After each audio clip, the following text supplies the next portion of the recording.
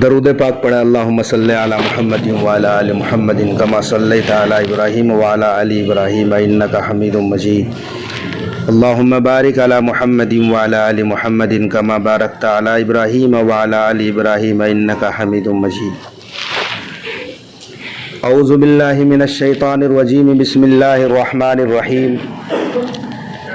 کل آمن باللہ وملائکتہ وکتبہ ورسلہ لا نفرق بین احد من رسلہ وقالوا سمعنا واطعنا غفرانک ربنا والیک المصیر۔ آمنت باللہ وملائکتہ وکتبہ ورسلہ والیوم الآخر والقدر خیرہ وشرہ من اللہ تعالی والبعث بعد الموت۔ حضرات، فرشتوں پر ایمان لانا یہ ہمارے عقیدے میں شامل ہے۔ جس طرح ہم ایک اللہ پر ایمان رکھتے ہیں، اللہ کی کتابوں پر ایمان رکھتے ہیں، اللہ کے رسولوں پر ایمان رکھتے ہیں، قیامت کے دن پر ایمان رکھتے ہیں، اسی طرح ہمارا ایمان فرشتوں کے وجود پر بھی ہونا چاہیے، ضروری ہے۔ اس کے بغیر کسی مومن کا ایمان مکمل نہیں ہوتا ہے۔ یہاں تک کہ قرآن کریم میں رسولوں اور کتابوں سے پہلے فرشتوں پر ایمان لانے کا ذکر ہے۔ کل آمن باللہ وملائکتہ، ہم ایمان لاتے ہیں اللہ پر اور اللہ کے فرشتوں پر۔ آگے وکتبہ ورسلہ، اللہ کی کتابوں پر، تورات، زبور، انجیل، قرآن اور تمام صحیفوں پر، ورسلہ، اللہ کے رسولوں پر۔ تو کتابوں کا ذکر بعد میں، رسولوں کا ذکر بعد میں، اور فرشتوں پر ایمان لانے کا ذکر پہلے ہے۔ اس کا مطلب یہ ہے کہ رسول تبھی رسول بنتا ہے جب اللہ تعالیٰ فرشتے کے ذریعے سے کسی کی رسالت پر مہر لگاتا ہے۔ نبیوں کے پاس جو کتابیں آتی ہیں فرشتے لے کر کے آتے ہیں، تو گویا رسولوں اور اللہ کے درمیان جو واسطہ ہے، جو کڑی ہے، جو جوڑ کر رکھتے ہیں اس واسطے کو، تو بیچ کی کڑی فرشتے ہیں۔ فرشتوں کو ہٹا دو تو رسول اور اللہ کے درمیان کا کنیکشن ہی ختم ہو جاتا ہے۔ کتاب لانے والے فرشتے ہیں، جبریل امین علیہ الصلاۃ والسلام قرآن کی آیات اور قرآن کریم کی صورتیں لے کر حضرت محمد صلی اللہ علیہ وسلم پر نازل ہوتے تھے، تو لانے والے بھی فرشتے ہیں۔ اسی لیے کتابوں سے پہلے اور رسولوں سے پہلے فرشتوں کا ذکر ہے۔ فرشتوں پر ایمان لانا، فرشتے اللہ تعالیٰ کی ایک ایسی مخلوق ہے جو غیر مرئی ہے، نظر نہیں آتی۔ ہم جس دنیا میں رہ رہے ہیں یہاں بہت ساری مخلوقات تو ایسی ہیں جسے ہم دیکھ سکتے ہیں، پہاڑ ہے، پتھر ہے، طرح طرح کی مخلوقات ہیں، لیکن کچھ ایسی بھی مخلوقات ہیں جو غیر مرئی ہے، ہمارے ساتھ ہی رہتے ہیں لیکن ہم انہیں دیکھ نہیں سکتے۔ ایک تو جنات ہے، شیاطین ہے، اور دوسرے فرشتے ہیں، جن کا لغوی معنی ہے چھپی ہوئی چیز۔ جنات کو جنات اسی لیے بولتے ہیں کہ وہ چھپ کر ہے، ہماری نظروں سے اوجھل ہے، ہم انہیں دیکھ نہیں سکتے، وہ ہمیں دیکھتے ہیں۔ تو جب وہ ہمیں دیکھتے ہیں تو جناتوں میں برے بھی ہوتے ہیں، شریر قسم کے بھی ہوتے ہیں جنہیں ہم شیاطین کہہ لیں، اور اچھے بھی ہوتے ہیں۔ تو جو شریر جنات و شیاطین ہوتے ہیں تو وہ ہمارے اوپر غلط نظر رکھتے ہیں، ہماری سطروں کے ساتھ کھیلتے ہیں۔ اسی لیے پیارے آقا صلی اللہ علیہ وسلم نے جناتوں کے شرارت سے بچنے کے لیے قدم قدم پر ہماری نگہبانی اور ہماری رہنمائی فرمائی کہ بیت الخلاء کے اندر جاؤ تو وہاں شریر شیاطین پہلے سے رہتے ہیں، باتھ روموں کے اندر شریر شیاطین پہلے سے رہتے ہیں۔ ہمارے آقا نے فرمایا کہ جب تم وہاں جاؤ تو جانے سے پہلے دعا کر لو، اے اللہ ہمیں ان خبیث جنات مردوں عورتوں سے حفاظت میں رکھ، اللہم انی اعوذ بک من الخبث والخبائث، ہم انہیں نہیں دیکھ سکتے لیکن وہ ہمیں دیکھ سکتے ہیں. یہاں تک ہماری رہنمائی فرمائی گئی ہے کہ جب ایک مرد کا نطفہ ماں کے رحم میں جاتا ہے تو ساتھ میں شریر شیطان بھی ساتھ چلا جاتا ہے. وہاں ہمارے آقا نے فرمایا کہ جب اس طرح کی بات ہو تو پہلے اللہ سے دعا کر لو, اللہم جنبنی الشیطان وجنب الشیطان ما رزقتنا, اولاد کی بھی حفاظت ہوگی. تو ٹھیک اسی طرح فرشتے ہیں. فرشتے کی کوالٹی انسان اور جنات سے اعلیٰ ہے. جنات کی تخلیق ہوئی ہے آگ سے, بھڑکتی ہوئی آگ سے, اور انسان کی پیدائش ہوئی ہے کھنکھناتی مٹی سے. انسان کو اللہ نے مٹی سے پیدا کیا. خلق الانسان من صلصال کالفخار وخلق الجان من مارج من نار. انسانوں کو اللہ نے مٹی سے, کھنکھناتی مٹی سے, بجتی ہوئی مٹی سے, اور جنات کو آگ کی لپٹ سے اللہ نے پیدا کیا ہے. وہی ایک قسم ہے فرشتوں کی. فرشتوں کو اللہ نے نور سے بنایا ہے, یہ نوری مخلوق ہے. جنات ناری مخلوق ہیں, اور ہم سب جو ہے یہ خاکی مخلوق ہیں, مٹی سے بنے ہیں.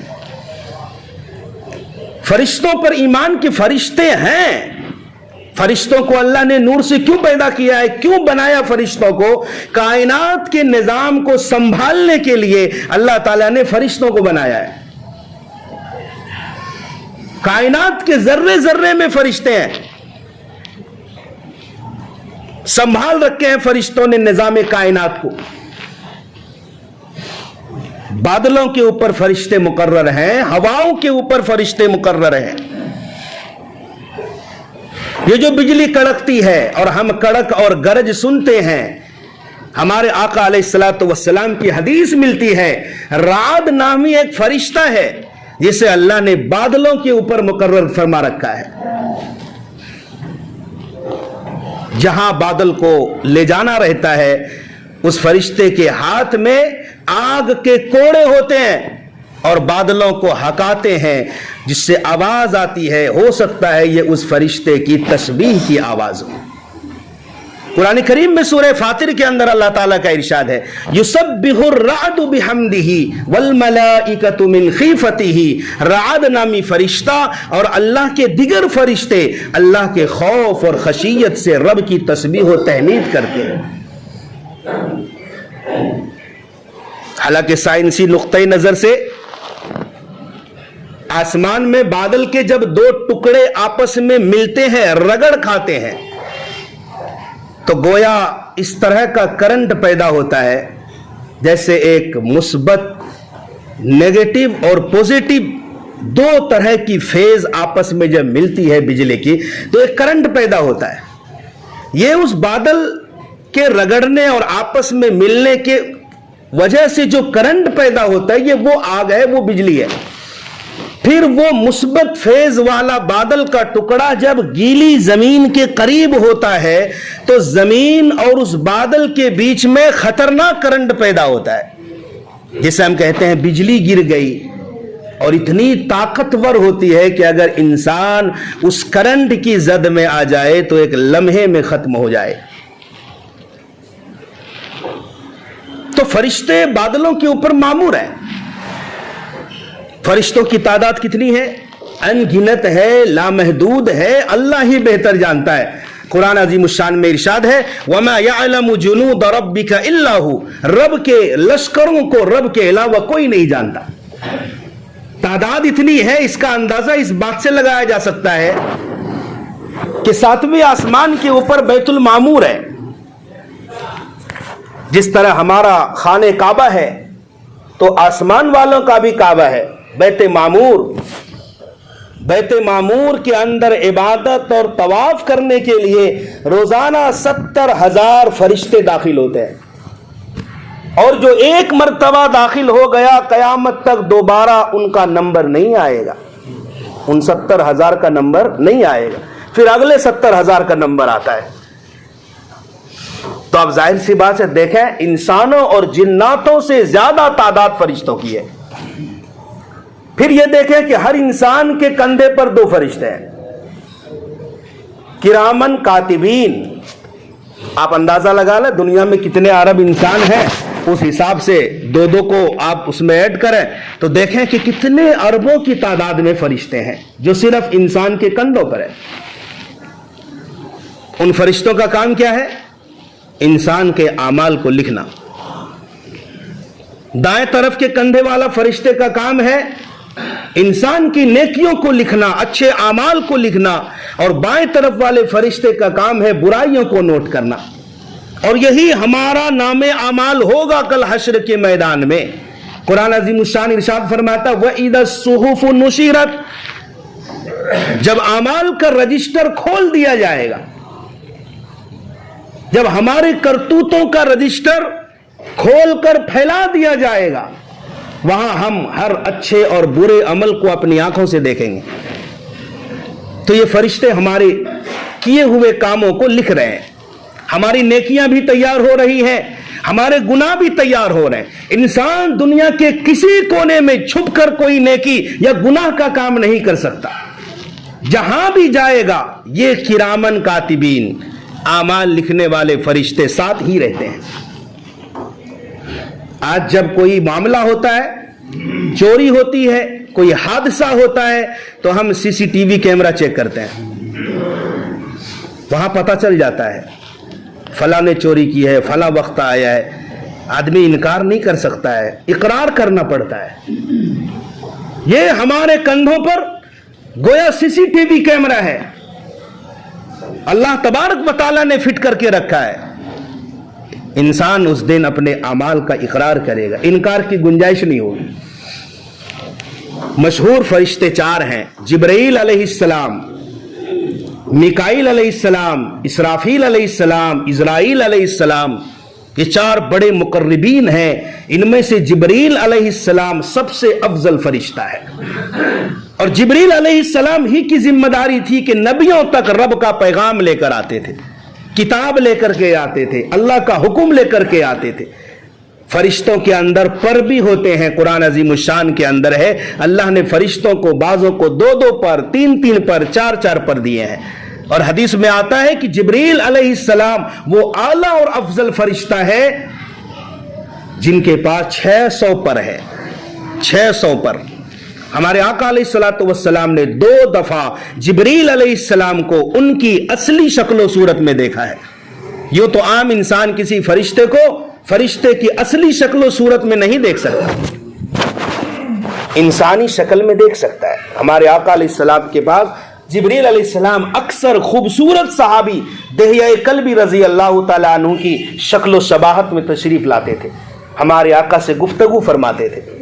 اصلی شکل میں 2 دفعہ دیکھا. ایک غار حرا سے نیچے اترتے وقت ہمارے آقا نے فرمایا کہ غار حرا سے نیچے اتر رہا تھا کہ کسی نے آواز دی یا محمد. میں نے آگے پیچھے دائیں بائیں دیکھا، کہیں نظر نہ آیا. تو میں نے آسمان کی طرف کیا دیکھا؟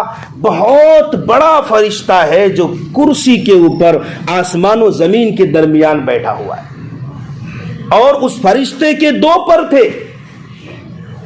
جس نے اپنے 2 پروں کو کھولا، پورے آسمان کے افق پر ہی پر نظر آ رہے تھے. جبرائیل علیہ السلام کے 600 پر، جن میں سے 2 پر کو کھولا تھا. اب سوچو کتنا عظیم الشان فرشتہ. ہمارے آقا کے اوپر ہیبت طاری ہو گئی، کانپنے لگے. اور اسی عالم میں حضرت خدیجہ کے پاس گئے تھے اور فرمایا تھا مجھے کچھ اوڑھا دو.